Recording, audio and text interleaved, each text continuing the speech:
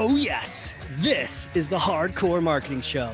I'm Casey Cheshire, your host for this epic journey. Today's show is sponsored by Ringmaster, on a mission to launch B2B podcasts that create relationships, generate revenue, and drive growth. Ringmasterlive.com. Bam.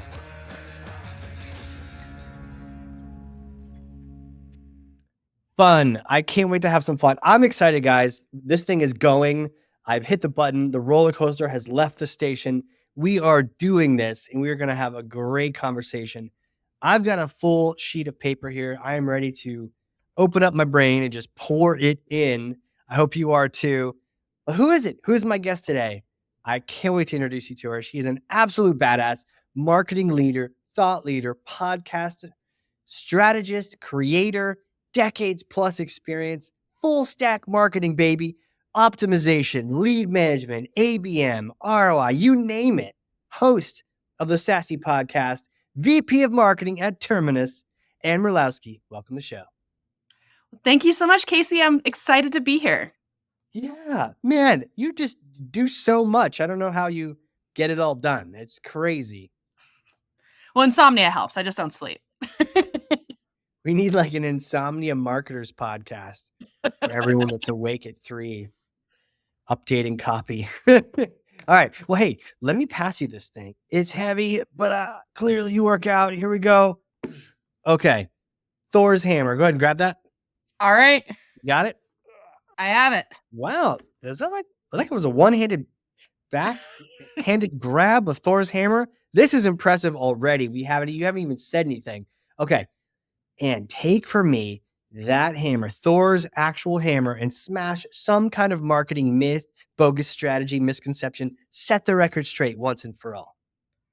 All right. So my strategy that I want to smash is that revenue attribution is garbage. It doesn't exist. Smash. Attribution is for the dogs, and you've just smashed it. Seriously? Isn't that what marketers spend half of our time doing, is trying to figure out attribution? Absolutely. And that's why I think it's garbage, because it doesn't consistently have the same meaning at every company that you're at. And it is this safety net that we are using to oversimplify what marketing is doing so that we can get approval for our budget, or so that we look good to our CFO. And it creates this infighting that I think is not necessarily good for any business's culture, where it's my team drove this and your team drove that. And that is not a cross-functional alignment. And so when you get into a fight over, did it come inbound? Did it come from paid? Did it come from sales gen? That means that you're going to have these arguments. And I'm not saying we shouldn't do attribution. I think that having attribution is something that is good to have, so we can see those leading indicators and understand what is working and what isn't working. But making it the end all be all, where you're fighting internally over who did what, that's not productive. And that doesn't actually help the business goals. And what it leads to in a lot of instances is where we say, well, XYZ channel didn't work, and so we just cut it. And then suddenly everything else dips off. And then you've kind of lost a piece of that momentum that you blamed for not performing, and move dollars into another channel that may or may not be showing the same kind of effect long term, or may or may not be the same kind of quality. And so it's hard, because like, I came up in marketing in this digital age. My entire career has been across, why do we do digital? And I'm a very data-driven marketer. I want to get into the numbers and understand the nuances, but it's addicting. It's this drug of, well, I got these leads from this channel and they MQL'd at this rate, therefore I should spend more money here. And so it creates this safety net that isn't necessarily replicatable in a lot of senses, and means something different to every business. How do you balance the idea of being a data-driven marketer, but then not just totally go bonkers with attribution? Well, I think it's kind of, you have to like step back and look at the big picture. And it's really, that's one of the things about data, is that you can be a data-driven marketer who's like nitty-gritty, like picking out little insights here and there. And then you can also be a data-driven marketer that says, okay, all of these pieces create a whole. And how do I evaluate that as a whole? And so that's, I think, really, I think that's where you make that leadership jump as a marketer, Mm. is when you can kind of pick your head up out of this is where I got all my MQLs from and look at it as, okay, how do I take it one step further? And MQL is great, and it means that those people are engaging, they're, showing that they have a high level of first party intent. They may be showing up to webinars, they may be answering the phone when your SDR calls, like heaven forbid someone actually answers the phone. At a minimum, they're responding to their LinkedIn messages. Those are really good, but does that mean they're in a position to buy? I don't know. And that's where that MQL has meaning, and it's good as a data-driven marketer to evaluate your MQLs, but getting completely spun around the axle on it and saying, "This is how I'm gonna build my entire marketing budget," I think can lead you into a place that's misleading, and you're missing a huge part of the puzzle of what happens after they come out the funnel as an MQL and get into the hands of the sales team. And I want to, as a marketer and as a marketing leader, I really want to look at the down funnel metrics and give more value to your SQLs and your SQOs. It's nice that marketing said this is qualified, but is it an accepted opportunity? That's what actually matters. Is it actually real revenue for the company? And so that's why I want to look at both sides of it. And I want to understand where I put my emphasis on what's important and who it's important to. And so I think it's so important to look at the data and talk about it with your marketing team and be able to coach and be able to use that information to negotiate better rates on different channels or understand how to allocate that media budget. But then also look at the big picture of, you may have brand awareness, trade shows, for example, are a great way to look at it. Trade shows, you can get people who come to your booth and you scan them, and you can get people who attended your session and they came, they gave you a nice little leads list and you work those leads. But it could possibly be that 2 years down the line, that person was at company A and now they're at company C. And now you've lost that attribution, but they're still incredibly qualified. So that's where you want to look at, how is everything I'm doing leading to this bigger picture, where now I did this trade show activation. It didn't drive me an immediate sale that day, but 6 months later it did. And now you've lost all of those dots. That dotted line is very confusing and it's hard to find that person again. But what matters is that this year I spent X% of my budget on these kinds of activations and I saw Y lift in my SQOs. And so that's, I think, where you have to really start to look at, how do you think about it in the broader sense of, what is my marketing budget doing for my revenue and my pipeline? Revenue and pipeline. Where do you suppose this obsession comes from? Is this just in our DNA as marketers, or how did we end up being so obsessed with attribution? I'd say, 5 to 10 years ago, it was really easy. It was an easy button for every business. It was very logical because you typically didn't have these complex buying committees. You didn't have, 15 people who were making a decision, and red tape and all of the things that happen when you get into an enterprise sales cycle.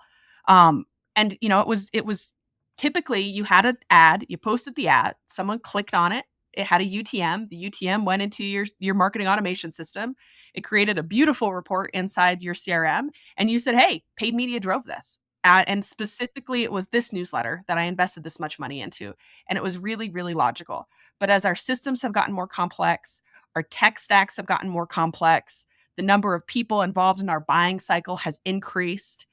It makes it a very loud and messy system to truly analyze what is going on.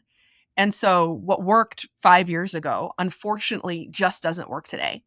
And then the other piece that I think you have to layer on top of, like, just the noise of the tech stack makes it really hard to measure attribution, is that the buyer themselves are changing. The people who make those buying decisions are a different generation of people. 5 to 10 years ago, the people who were in the decision-making seat, they were willing to put their information into a form and pick up the phone. And unfortunately, as millennials have kind of risen in their ability to make decisions at businesses, they are unlikely to do that. And we're just going to see more of that. There is this native distrust of tracking and giving my information away for free. And that like, what do I get out of it if I'm going to give you my email? Or am I even going to give you a real email? Am I going to give you a garbage email that I use? Where I just automatically filter all of those SDR outreaches into a folder that I never look at or even if I open that email, I think a lot of people have just this is their junk email. They want that ebook, but they're unwilling to give you their email address. And so we're getting into this. Millennials know that their data is a commodity and they're not willing to give it away for free. So, how do you balance that as those people are in director, senior director, VP seats making decisions about business purchases? So, you have to layer that on top of the tech stack's messy and that there's too many touch points and attribution to begin with. So, I think it's those two things together have brought us to where we are today. And we're still, the people who really trusted the UTMs and trusted the data have equally gone up the chain. They're at the C-suite now. And so they're asking people who are distrusting of the data to show them data that doesn't exist. And so you create a native infight, which you don't need at your company. Yeah, think about all the cycles that get wasted doing that could have been spent getting the brand exposed out there, getting more people aware and educated and in the funnel. But instead, we're just more like it's like inward facing activity. Right. Like, are you taking the best use of your time for the business? What is the most valuable and best use of my time is something I think that as leaders, we have to think about all the time. It needs to be, yes, I might be able to get to the bottom of this attribution and I might be able to pinpoint from this needle in this haystack, but it's going to take me, 60 hours of time. And if I was at an agency and I was billing my time out, is that the right use of those dollars? Probably not, when you could take those same 60 hours and use it to actually drive revenue. Yeah, it's only gotten more complex to your point, and the people more skeptical. It kind of like you really got me inspired in thinking about this because I think as marketers, most of us hopefully um, understand you can't do the same SEO that you did 5 years ago, or God forbid, 10 years ago, or back in the 2000s when you first learned it. Like you can't, it always is changing. And so you can't, it's dangerous to use the old, but I feel like maybe we just assumed only SEO is the stuff that really is changing. Everything else is just improving and we can just keep doing the same thing. So, we can't though. I mean, to your point, the systems are changing, the people are changing, the demographics are changing. Everything like the one constant is that change in marketing. Whereas maybe in the past, I just thought, well, mostly it's SEO and Google that are changing. No, it's your whole tech stack. And let's, dump in AI into that. Now all bets are off. Like, how that's going to influence things is going to be, I think AI has the potential to really help with its attribution argument. But it also has the potential to make it more, more of a magnifying glass being put on something that ultimately could not be relevant to the success of the business. So since you sort of cracked that egg, what's your take then? Is AI going to replace your whole marketing team next year? Oh, I hope not. I think I just went to the Gartner Marketing Symposium and it was AI was all over that. It's the hot topic right now. And the one of the keynote speakers had something really profound to say, and they were talking about the biggest gamble we have with AI right now is skill degradation. That things like writing copy, things like being a good designer, things like being able to analyze a report are skills that are innate and learned. And if you don't do them for a long time, you lose the ability to do them. And so we have to balance, how do we utilize generative AI in a productive way to speed up cycles without losing those skills?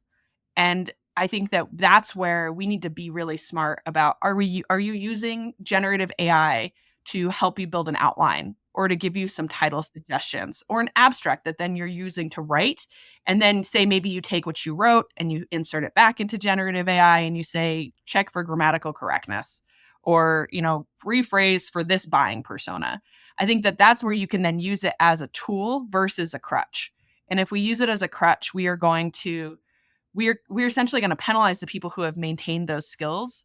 And also we're going to lose some of the innovation and we're going to lose the creativity. And it's all going to sound like a bunch of buzzwords, because I think 90% of what you put into generative AI, it'll come back with, in this fast-paced world. I don't know how many times I've seen that, in this fast-paced world. And you start to see it all over the place and you think, well, that's because all those people are using generative AI. Yeah, obviously. No shit. In this fast-paced world. Like it's always going to be a fast-paced world. We're not going backwards. So there's nothing's going to slow down. Right. And all you got to do is just say, don't sound like AI. When you ask the AI to not sound like AI. Yeah, no, it isn't it fascinating? I feel like that same kind of cool thing that was happening, say, when the internet really, I mean, I'm dating myself a little bit, but like, whoa, the internet. And at what point did it become free? And I don't have to like save up my AOL hours to like get access to the internet. I don't know, but that same kind of thing where like, this is new. It feels like so early in the AI peak that I'm just fascinating to figure out where it goes. Absolutely. And I think there is a use case for it in marketing. We just need to figure out obviously there's a use case for generative AI with creating Yeah. copy and outlines and speeding up cycles. Like clearly that's a good use case. But I think there's a more in-depth use case that we have not, no one's truly created yet, of how do you really use it to amplify what you're doing, or how do you use it to, put in all of these channels, as an example, and pick out the ones that are going to be the best placements. What should I be negotiating my rates on? Where should I be placing my media? That I think is a really interesting use case that we haven't really dug into yet. It also, I mean, just even doing like trying to do like a logo creation. And you're like, make me a logo. And it's like, oh, okay, I would never use that. So it's not there, but I think you're right. It's like it's slowly itching forward. Let's be honest, really, if anything, it just helps me with my middle schoolers math homework, right? Like, and if it saved me time on math homework that I can spend doing better marketing, maybe that's the gift. I don't know.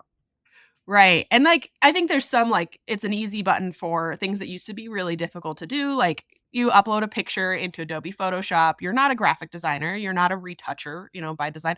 But man, it would be nice if I took this car out of the background. And that's nice. Like that's a really nice feature to be like, hey, just make this, make that a green field. I don't want those cars back there. And that's nice. It's a nice to have, but it absolutely does not change my ability to be a more productive, hobby photographer. Whether it's AI or something, like, what do you see? What's around the corner? What are you excited about in the future? I honestly, I think it is AI. That was kind of what I was thinking about in that same sense, is that there is so much potential for what we can do with AI. I really want to see a world where we can have, smarter recommendations being given to intelligent human beings rather than Yeah. AI driving that car. I want to get, look at these insights, tell me what my next step should be, and then allow me to make that decision that Mm. yes, this I agree. I've human vetted this is like I should send this email or I should send a gift. I'm going to do a direct mail gift or I should, reference this person's podcast in my outreach to them. I want to utilize it as a resource to help me be a smarter human being. And we're not seeing those tools yet. Those tools don't Yeah. really exist. We're not getting AI generative suggested next steps. We're just getting hey, here's an email draft, send it. And that's not necessarily what I want yet. So I think that I am really excited. I think that there's going to be a lot of really interesting use cases of AI. Mhm. Everybody, you look at the analyst world, back to Gartner and Forrester and all the analysts, they're saying, your roadmap has to have AI in it, everything. And that's very clear that that's the direction everyone's going in. But is it the right thing? Where do you kind of lose that human touch, that creativity, that personal touch? And I think that's what's going to be really exciting is when we find that sweet spot. We're not there yet. That sweet spot, though, that's when magic's going to happen. Yeah, it's almost like that barn door swing, just can't do anything, but you can't stay closed or open. It just swings back and forth like crazy. And I just think about all the marketing automation and all the crazy emails and how intense we got with that. And then I'm trying to swing it back with like podcasts, right? Just swing this thing back and just one on one with people. And I know Terminus, as well. I mean, they were the original where it was like, whoa, ABM, hey Casey, swing by the booth.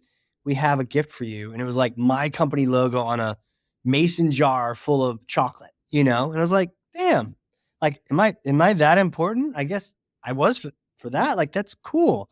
So I like seeing it swing more that way. It's like, okay, yeah, I know I can blast a million people, but what happens if I could just really take care of one person?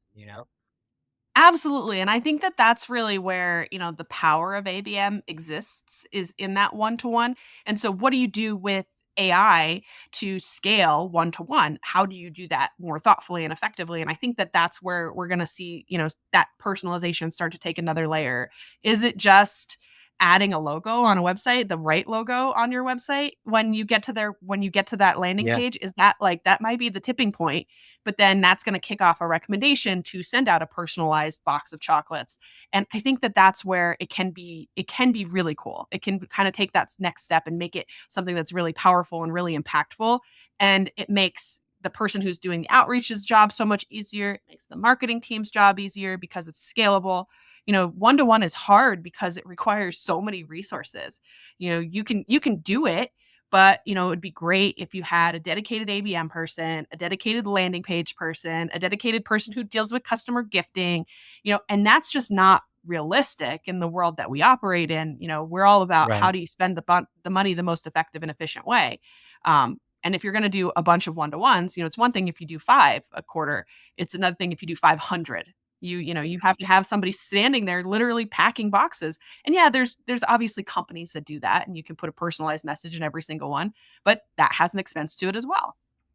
100%. I've never heard that question asked before. First time on this show. How can AI help with one to one? That's really interesting.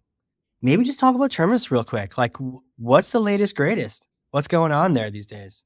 Yeah, so what I'm really excited about is we're really working right now on taking intent a step further on how do you actually utilize that intent and make it productive in your marketing efforts. And so, intent means something different to everybody who touches intent, and like, is intent really intent to buy, or is it intent to educate? Is it intent to, be a better leader in your organization? What does intent mean? And so we're getting ready to launch something new that I'm really excited about called Intent Navigator.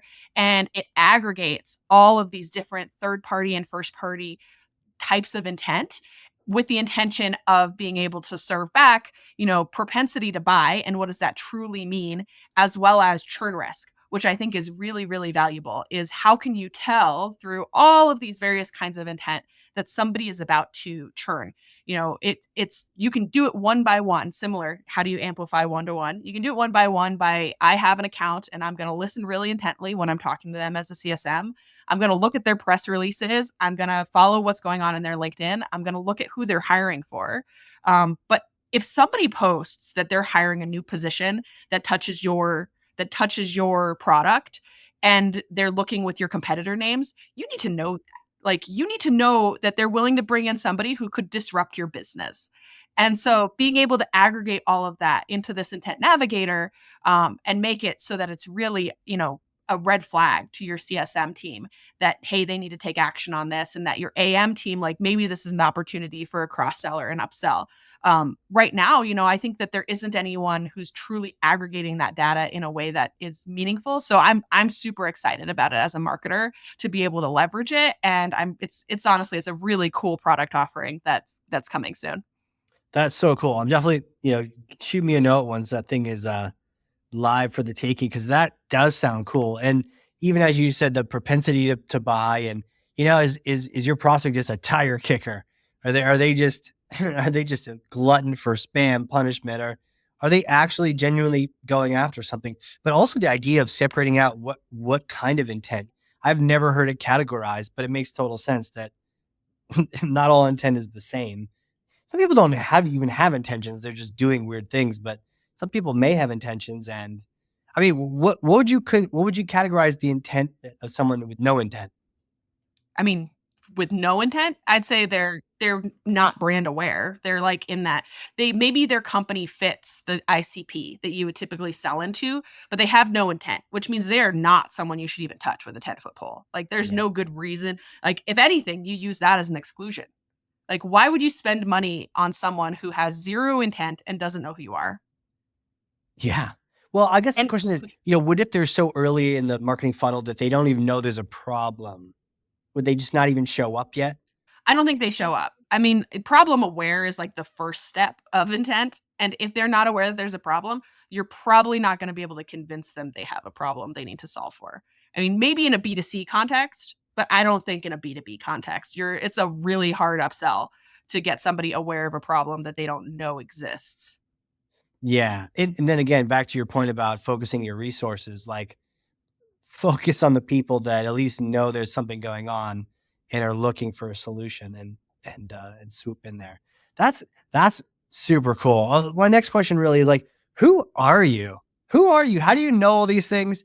Take me back in time. Little Ann days, did you know you're going to be a marketing leader, thought leader, literally teaching folks about all these different things?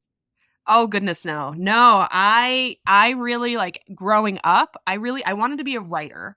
I wanted to do journalism, and do creative writing and opinion articles. So maybe that ties a little bit into being a thought leader is that I have a lot of opinions. And so I did a lot of that kind of in my younger years, writing, kind of like what's going on in the world, what do I see, what do I experience, and I ended up going actually to college for that and taking journalism as my degree. And when I specialized in it at a time when they called digital marketing, it was called specialized communications. And so I was still a journalist. I was still getting a journalism degree, but it was kind of how does all of this convert to the web? And that's dating myself is how do you kind of take all this writing and make it appropriate for people who are interacting with it for the first time on the internet? And that seemed really logical to me. And I was really excited about it. But I came out of college in the middle of a recession, like a lot of people. And there was no journalism jobs to be had. That putting things on the web meant that you weren't getting print advertising sales, and it meant that they weren't hiring people to do journalism. So I'd kind of gotten myself into this circle. And so I looked around and I was like, well, what else could I do that would lead me down this same kind of path where I get to have this creativity, I get to have this content gen opportunities, and really landed on marketing. And kind of took it from there into I started with social media marketing, which was kind of like live journalism back then. Started in social media marketing and fell in love with the data and fell in love with content creation and how does social media marketing apply to SEO? And then how does SEO apply to demand gen? And so I kind of went down that path, down a content funnel where now, I lead a marketing team and I have this appreciation for content creation and all of the ways you can utilize content and how content is at the end of the day the first step of brand awareness that is untrackable and often unattributable to your end output of your demand gen and your revenue and your pipeline. And so I think that gives me a little bit of a more unique perspective on this attribution conversation we started with is that good content can sell your business better than a salesperson doing cold outreach. Like we all know that. That's why we give content to our sales teams to utilize, but you can't track the value of a long form ebook. It's really, really hard to say it was worth the $3,000 I spent to create that ebook. It's it's so intangible. And no one's clicking your click friendly tracking links and properly attributing everything. Oh, man. Yeah, something about good content, and I can see it, I can spot it, I can smell it when it's helpful, and when it's bad, I hate it, and I get mad at the companies that for wasting my time with it. Absolutely. When it's completely AI generated content and you can tell that it's AI generated content. I don't know. I don't know if I bumped into that yet. Like somebody actually just straight up throwing a ChatGPT blog at me. Have you bumped into that? I absolutely have. They're out there. Do you want to throw them under the bus? Who was it? What the name? What company? What did it rhyme? What did it rhyme with? Oh, I'm not gonna throw anyone under a bus. But if you start looking and you see like words that no normal person would say, strung sentence after sentence, like if you would never say those words in a conversation, it's obvious. That's how you can tell. Because ChatGPT seems to have they have a real passion for the thesaurus. And so they use all sorts of words. They just adjective after adjective after adjective. And so that's how you can really tell that it's been generated by AI. You know, recently I was working with my son. Shout out to John, and he was at the office and doing some homeschooling stuff, and he had to write some sentences on what makes jokes funny, right? And then I come back, after a meeting or something. "Oh, let's check out your essay," and it was one of those. He starts reading it out loud, And exactly what you're describing, those words that we don't usually use a lot, and certainly he's not using a lot, and he's reading it, looking at me, I'm staring at him, and we both start smiling at each other because we're both realizing, like, I know, and he's like, I know that you know, and we were just looking at each other. So, yeah, it was fun in that regard. But yeah, if it was marketing collateral, I think I would just, I don't know, move on. You know, Yeah, it's not real. It's not authentic. right? Not authentic. Who even knows if it's true? Yeah, Yeah. Well, it all starts to sound the same. I think that that's the thing too, is that if you're, as a brand, utilizing ChatGPT to create all of your blog content, well, ChatGPT or whatever AI you're using, more often than not, unless it's truly, your proprietary AI, which you can do, at a cost, for the most part, it's pulling from aggregate web sources. So it means that all of your competitors' voice and tone is going to get pulled into what you're creating.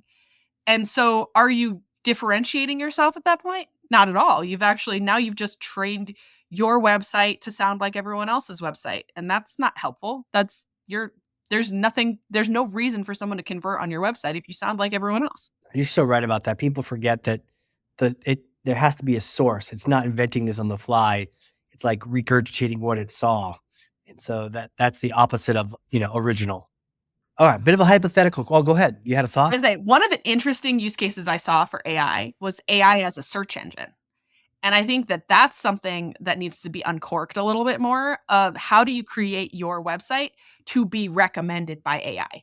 That people are going into AI and they're saying, "What's the best marketing podcast I should listen to?" And you want to be served as the answer to that. And I think there's a code that we haven't quite dug into yet of how do we do optimization for AI bots, but it's there and it's coming. You're right, and it'll be just as nefarious as SEO. Ah, the future. Oh, okay, hypothetical question for you. I may or may not have a time machine up here in New Hampshire. So the next time you have an event in Boston, you come visit, get some lobster, we get some beer, and we use the time machine. And it goes back into a particular time. You get to meet yourself 4 days after graduating with that degree, that journalism degree, right? And you get to talk to that Anne you get a couple minutes. What do you tell yourself? What did you need to hear back then? I think 2 things that I think everyone needs to hear early in their career is know your worth and be willing to negotiate for it. And not make up a number, which I think, new grads seem to do. They'll sometimes just make up a number, pull it out of the air, and they say, "I'm worth this. This is what I should be paid." And then you're never gonna find that salary. But I think it's more of that, like, truly know your worth. Like, understand, like, do the market analysis, understand what you're worth, and fight for it. Because that can help you more in your career than anything else. And then the other thing specifically for me that I would say is, buy property in Denver before it gets really popular. Is it like super spicy now? Oh, it's crazy. The home values here, if I had bought like a condo in downtown Denver, which, was a lot of money when I was 20, I couldn't have afforded it. If I had bought it, I could have sold it for probably 6x that now, which is crazy. And I had some friends that were very lucky and had the ability to do that when they were very young, and they sold it for, 4 or 5 times what they bought those properties for, and it's crazy. Damn. And now they're asking you for a couch to live on because they don't have any place to live because they sold their condo. Exactly. Once you've sold it, now hopefully you live somewhere else. You moved out of Denver. It's gotten crazy here. It really is wild, but I would say those are 2 things, is, like, knowing your worth and knowing when to invest. Like, I think that that's Yeah. Okay. I like that. And when do you? What is the key of that? When to invest? Just now? now to sooner than later, I think, is the core, right? Like, especially if it's land. Man, what's the next hot spot to invest in Colorado? Oh, in Colorado? I don't know. I think it's all hot right now. That's kind of the gambly thing, is that it's kinda expanded outside of, people have bought warehouses and they sell them for multi-million dollar condos now. So, I don't know. It's a little out of control. That's crazy. That stuff just makes me nervous. I would like you know, and then if you look, hey, I could get this next bigger house, but then it'd be the cost of 2 of my current houses. It's like, what am I what is even going on?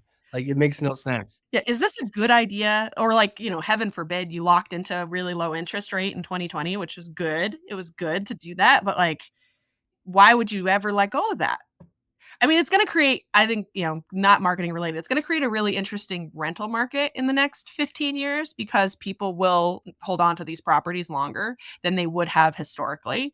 And it probably will inflate the cost of rentals and make it, harder for people to obtain property because those properties aren't gonna be for sale. Yeah. No, I know. They just hold on to it and see what happens.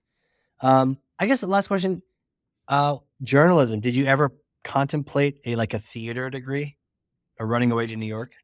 Oh, there was a time I actually, ironically, I went to a performing arts high school for 1 year. Whoa. 1 year. I went my freshman year of high school. It was a really amazing program, really, really great teachers. It was really a hard drive. It was in downtown Denver, the Denver School of Performing Arts, and I lived in the suburbs. And my mom had just had my little sister, and it was a really hard drive, and it was really hard on her. And since I wasn't old enough to drive yet, and they also it was a heavy emphasis on the theater, and it was a heavy emphasis on performance. And I kinda looked around and I was like, I love this. I was a vocal major, so Cool. I wasn't even a creative writing major. If I had been a creative writing major, I might have actually stayed in the program. But I was a vocal major, and it was kind of, you did more theater classes and more voice classes than you did, like, your core education classes. And I kinda, like, sat back and I was like, "I know the chances of me becoming a Broadway performer is very low. So, is this right? Should I do this? Like, I might actually need my math class. Like, maybe I should actually take a full year of math sometime in high school." And they do have full years of math. It's just a little bit different. It was, not like they didn't have like calculus as a class. You would actually go to a different high school and take your calculus class and then come back to your core high school where you did your performance or whatever your performing art specialty was. And I looked at it and I was like, you know what, I don't think this is right. And I will say I have some amazing friends that I grew up with who still do theater. I have friends who are friends with people who, after I left the program, are on Broadway, who have won Tonys.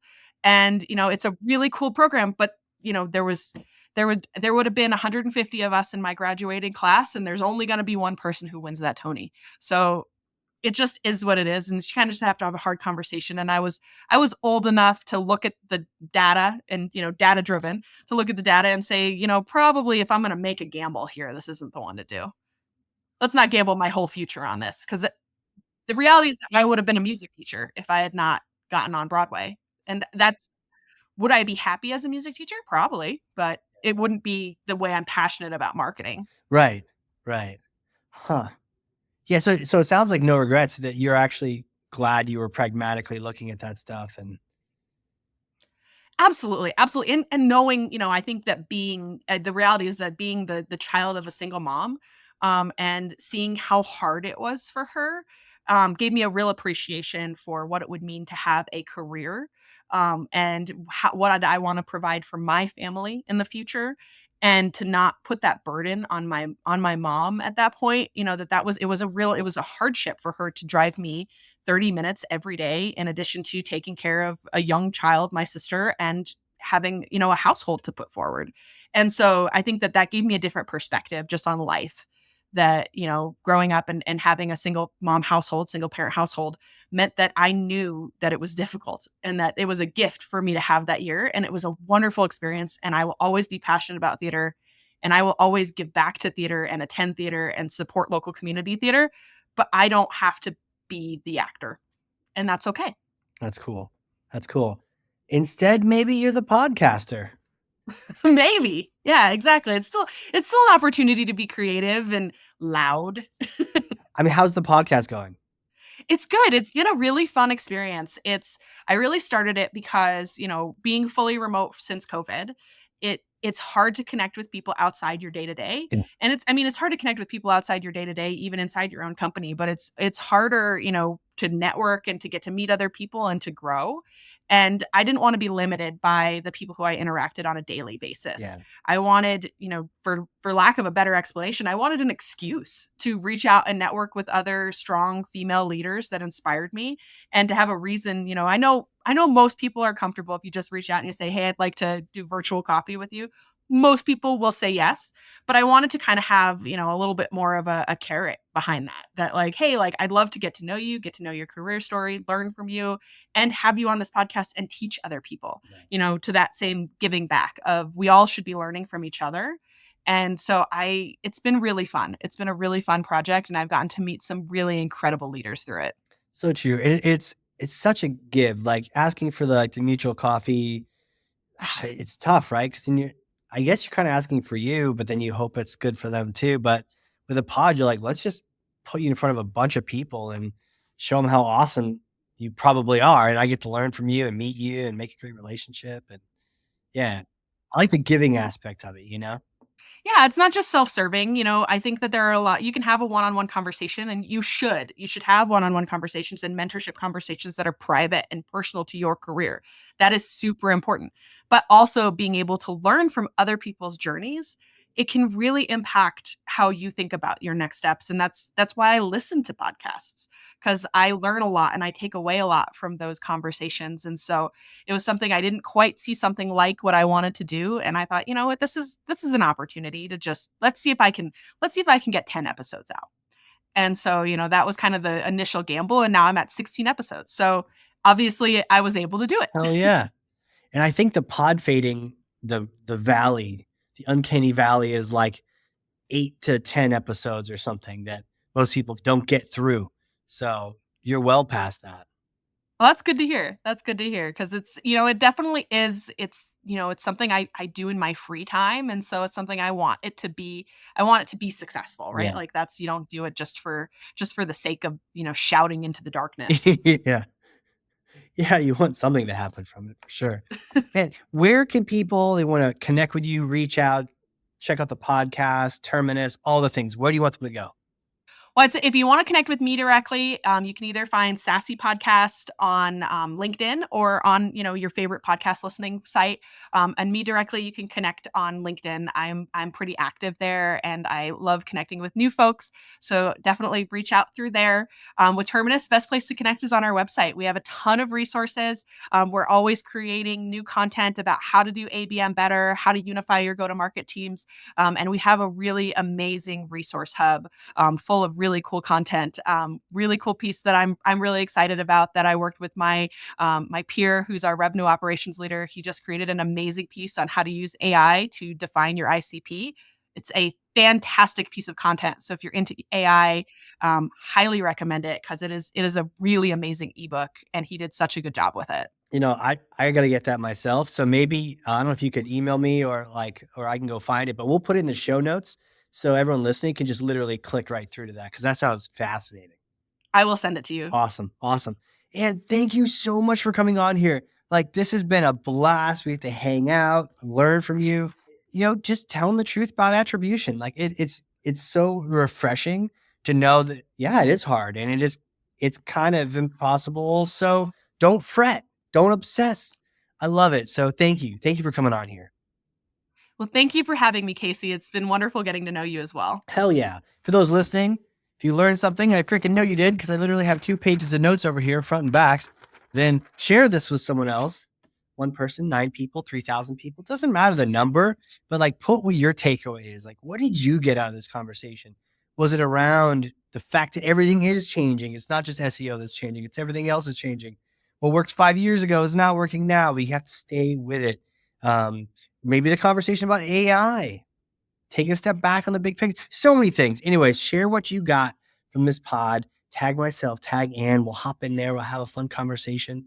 And with that, Anne, thank you again. This has been awesome. All right, everyone. This has been a crazy cool, fun, exciting, awesome episode of the Hardcore Marketing Show. We will see you all next time.